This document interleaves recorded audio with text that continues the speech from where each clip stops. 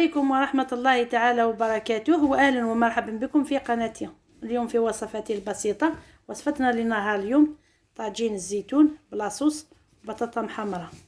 وباه نحضروه لازم لنا لي مورسون تاع اللحم،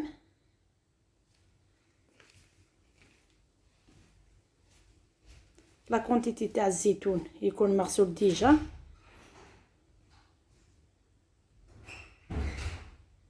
3 حبات زرودية مقطعين دي طرونش، حبة بصل مرابية، 3 سنينات ثوم مرابيين ثانية، ولي زيبيس عندنا شوية زنجبيل، شوية راس الحانوت، شوية كركم، فلفل اسود. نبدأ على بركة الله. نديرو اللحم،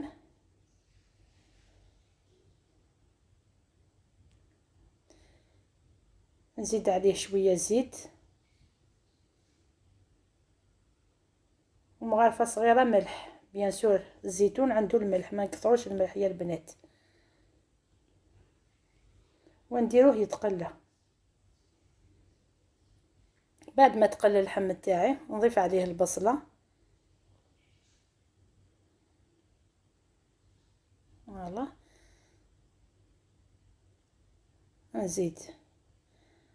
ونزيد عليه الثوم،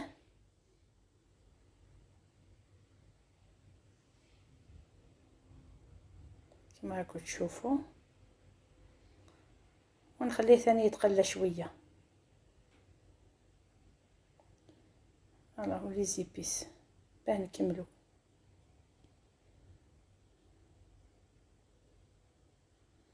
فوالا، قلبو كامل باه يدخلوا فيه لي زيبيس.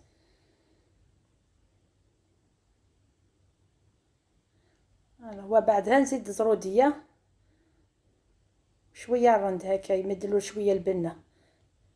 بعد ما تقلى شويه نزيد عليه الزيتون، نضيف عليه 2 كيسان ماء، ونخلط كامل كلش ونديروه يطيب.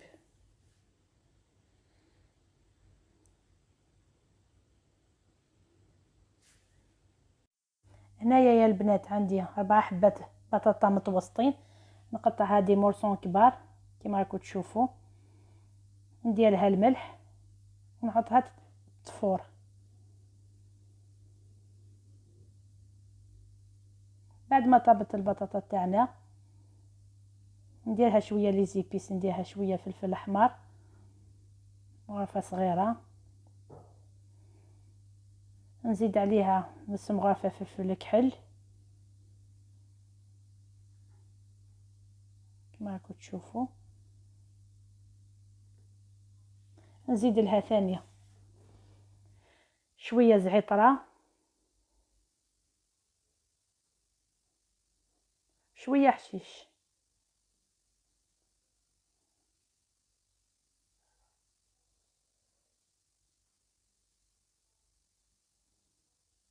ونخلطهم كامل.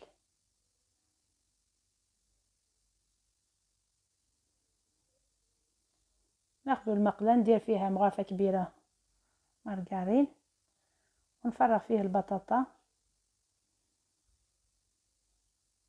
ونديروها تتحمر.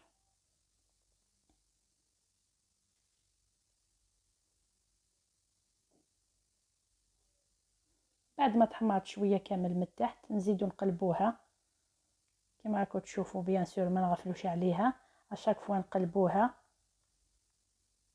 حتى تتحمر ثانيها كما راكم تشوفوا، تولي كامل مقرمشه.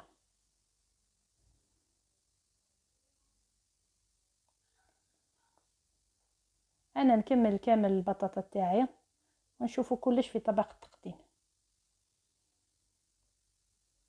غير البلاط تاعنا بعد ما زيناه بلي طونج تاع زروديه، البطاطا ثاني تحمرت مقرمشه الله يبارك، والزيتون طاب، لاصوص خاثره زيناه بشويه حشيش، واللحم ثاني طاب. كما راكم تشوفوا.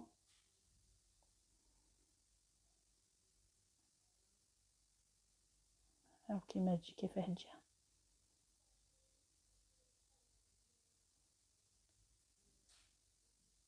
بطاطا ثاني مقرمشه الله يبارك. يلا هو اللحم طايب والزيتون ثاني طاب، لاصوص تاعو خاثره. ان شاء الله ينال اعجابكم، تجربوه ويعجبكم.